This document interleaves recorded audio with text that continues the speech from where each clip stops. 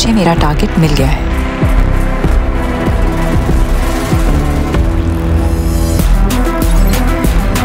अब आएगा मजा। Hello friends, welcome to the new episode of my channel I Prince. এবং আজকে একটা খুবই এক্সাইটেড খবর নিয়ে বেসিক্যালি কথা বলবো। এবং আমি নিজে খুব এক্সাইটেড, এবং আমি জানি যারা এই ফার্স্টের ভিডিওটা দেখেছে তারা প্রত্যেকে খুব এক্সাইটেড হয়ে পড়েছে। এবং বুক মাই শো নিজেই ভিডিওটা কিন্তু মানে প্রেজেন্ট করছে, আমাদেরকে প্রমোট করছে। যারা বুক মাই শো প্রত্যেকটা সময় খুলছে, বেসিক্যালি আমায় তো খুলতে হচ্ছে প্রধানের ডাঙ্কি রেগুলার অ্যাডভান্স বুকিং দেখার জন্য। তো হঠাৎ করে আজকে যখন খুলতে যাই, ফার্স্ট অফ অল আমার কাছে একটা পোস্টার আছে যেখানে দেখা যায় এসআরকে দীপিকা, যেটা আমি থাম্বনেলেও দিয়েছি, এবং লেখা ছিল the ultimate excitement is coming, এবং নো মোড়ে গেলে আমরা আরও বেশি জানতে পারবো এটা সম্বন্ধে।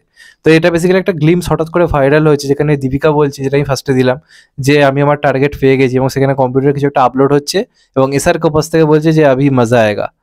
মানে এরকম একটা ব্যাপার ঘটছে। এবার এটা আমাকে প্রথমে কালকে থেকে এটা সার্কুলেট হতে থাকে যে এটা একটা অ্যাডের শ্যুট, কিন্তু হঠাৎ করে দেখা যায় বিএমএস পর্যন্ত এটাকে প্রেজেন্ট করছে, মানে বুক মাই শো এটাকে প্রেজেন্ট করছে, এবং বুক মাই শো রীতিমতো তাদের ইউটিউবে এটাকে আনলিস্টেড করে রেখেছে। তো এর থেকে কিন্তু বোঝা যাচ্ছে এটা একটা সিনেমারই অ্যানাউন্সমেন্ট। এবার অনেকের মাথায় অনেক রকম প্রশ্ন আসছে, এটা যেরকম কালার গ্রেডিং বা যেরকম ধরনের কথাবার্তা চলছে, অনেকের বক্তব্য এটা ধুমফোড় হতে পারে।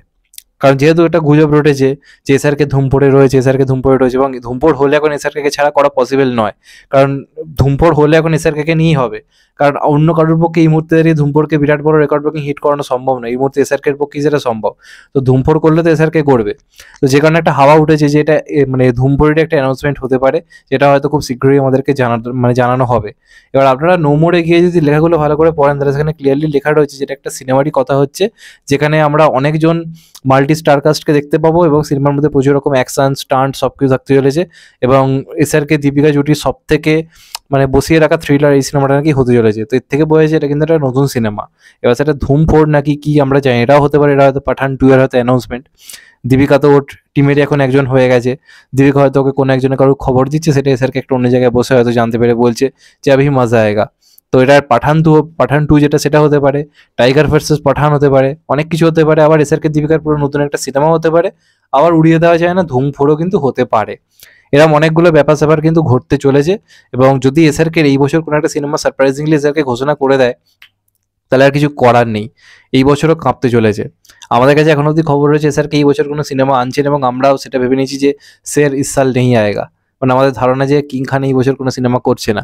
তো এখন যদি ওর হুঙ্কার দিয়ে এসআরকে জানিয়ে দেয় যে হ্যাঁ আমি এই বছর আসছি এই সিনেমাটা নিয়ে, তাহলে তার থেকে ভয়ঙ্কর কিছু হতে পারে না। আমার মন বলছে 1 জানুয়ারি অর্থাৎ কালকে আমাদের কাছে একটা বড় কোনো অ্যানাউন্সমেন্ট আসছে। কারণ এই নো মোড়ে গিয়ে আমি যে লেখা পড়লাম, তার একটা জিনিস বলছে যে আমরা এই মুহূর্তে তোমাদেরকে ডিটেলস জানাতে পারছি না, ডিটেলস তোমাদের কাছে খুব শীঘ্রই আসবে টিমের তরফ থেকে।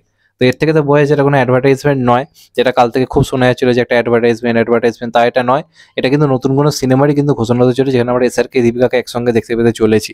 এবার সেটা কি হয় দেখার। যদি এত কিছুর পরে এটা অ্যাড হয়, তাহলে আমার একটাই অভিযোগ থাকবে যে বুক মাই শোয়ে এত বড় করে এটাকে প্রমোট করা কি দরকার ছিল। কারণ এখন আমরা বিএমএস খুললে এটা আসছে, এবং আশা করি এখান থেকে গ্লিমসটা অনেকেই দেখে ফেলেছে। আমিও সেখান থেকেই দেখলাম, যে কারণে একটা আশা কিন্তু তৈরি হচ্ছে। এবং এসআরকের এই গলার ভয়েসটা দারুণ লাগছে, যখন এসআরকে বলছে যে আভি মজা আয়েগা, বোঝাই যাচ্ছে আবার সে একটা অ্যান্টি হিরো টাইপের পার্ট। এবং যখনই এসআরকে অ্যান্টি হিরো হয়ে এসছে, মানে আমি তো চাই ওরম টাইপের কিছু একটা করুক শাহরুখ আবার, যেমনটা জওয়ানে আমরা শাহরুখকে যেভাবে পেয়েছি। এবার চাই থেকে তাবড়তোড় একটা ভিলেন হয়ে আসুক, মানে ধুমফোড় ফুমফোড়ই হোক, এটা আমি চাই। তা এখন আমি তোমাদেরকে বিরাট আশা দিচ্ছি না যে এটা ধুমফোড়ই হবে। এটা কোনো অন্য সিনেমা হতে পারে, পাঠান 2 হতে পারে, টাইগার ভার্সেস পাঠান হতে পারে, আবার ধুমফোড়ও হতে পারে না। একদম উড়িয়ে দেওয়া কিন্তু যাবে না। যেরকম কালার গ্রেডিং ফেডিং দেখছি, ওয়াইআরএফেরই তো কাজ মনে হচ্ছে। এবার দেখা যাক ফাইনালি কি হয়।